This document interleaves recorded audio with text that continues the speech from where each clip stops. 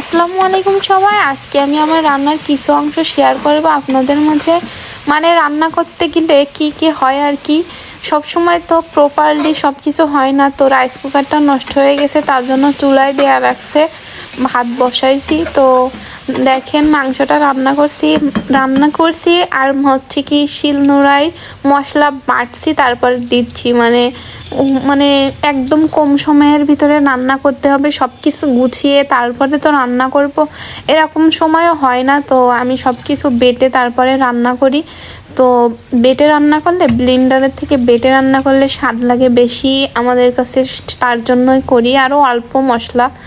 তো দেখেন ভাতটাও হয়ে গেছে প্রায়, একদম মাংস ঝোল ঝোল রান্না করব। তো খেতে অনেক ইয়াম্মি হবে আশা করি। এখানে শিলনোড়াটা, এখানে আমি মশলা রাখছি। তো মশলাটা রাখার জন্য একটা র্যাক লাগবে, তো র্যাকটা কিনবো ইনশাল্লাহ। নতুন বাসায় আসছি, আস্তে আস্তে সব কিছুই হবে। তো রাইসটাও রান্না হয়ে গেছে, তো এখন মাংসটাও ঝোল ঝোল করে রান্না করব। আমি যেহেতু শিলনোড়াতে মরিচ বাটছি, তার জন্য হাতটাও জ্বালা করবে, তার জন্য হাতে সাবান দিব। তো দেখেন হাতে নখগুলো আর কি, হাতের নখগুলো লাল হয়ে যায়, তার জন্য ওই মেহেন্দি দেয়া। তো আল্লাহ হাফেজ, সবাই ভালো থাকবেন।